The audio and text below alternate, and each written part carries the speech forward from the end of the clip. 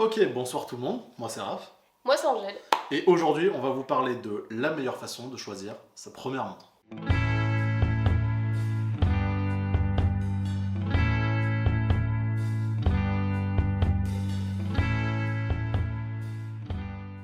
Choisir sa première montre, ça peut être quelque chose de compliqué. C'est facile de se laisser submerger par la somme de marques qui existent, par la somme de modèles qui existent. Donc on a essayé de vous faire notre façon, à nous, de choisir sa première montre. Et pour ça, on utilise un système de filtres. On va d'abord partir d'un filtre large, on va choisir les choses les plus importantes, les plus évidentes, et on va petit à petit réduire le filtre pour aller vers les détails les plus pointilleux. Et comme ça, normalement, une fois qu'on aura fini, 95% du chemin aura été fait, et vous aurez normalement à peu près fait votre choix. Donc dans un premier temps, c'est toujours utile, en tout cas pour nous, de se renseigner sur ce que c'est que les bases de l'horlogerie. C'est ça.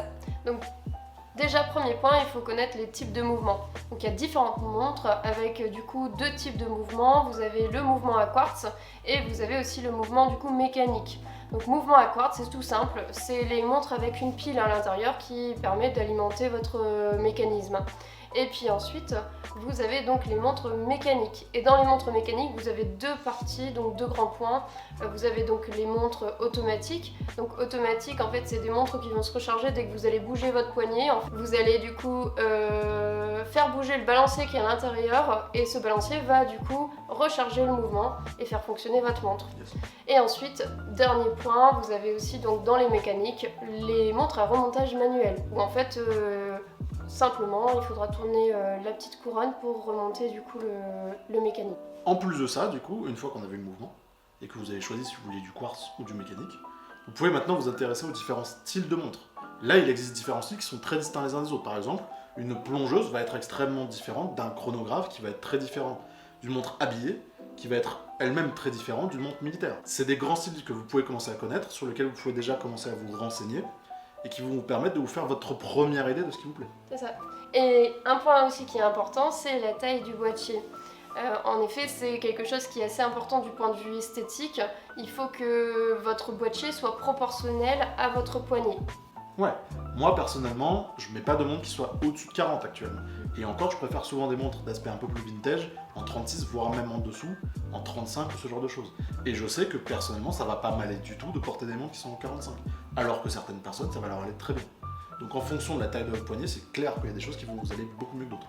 Et en plus de ça, on peut voir qu'il y a aussi des différences entre hommes et femmes. Par exemple, ça va aller facilement sur une femme de porter quelque chose d'un peu oversized, qui va aller très bien, par exemple de porter une plongeuse avec un pull assez large, etc. Ça va aller très très bien. Alors que sur un homme, porter une montre en 47, souvent ça rend pas super bien. Du coup, ça c'était la première partie.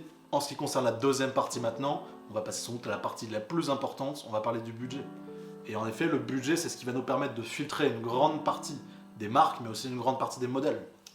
En effet, en boutique ou sur internet, vous allez trouver des budgets qui sont assez variés, des centaines d'euros jusqu'à des milliers d'euros. Donc nous, on vous conseille pour une première montre de ne pas taper trop haut et de prendre un budget qui vous correspond. Et c'est là qu'intervient notre première divergence d'opinion. On va en avoir quelques-unes tout le long de la vidéo, vous nous direz avec qui vous êtes d'accord ou pas.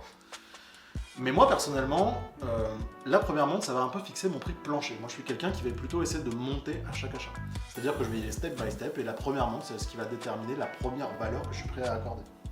Alors que toi, c'est différent. moi, c'est complètement différent.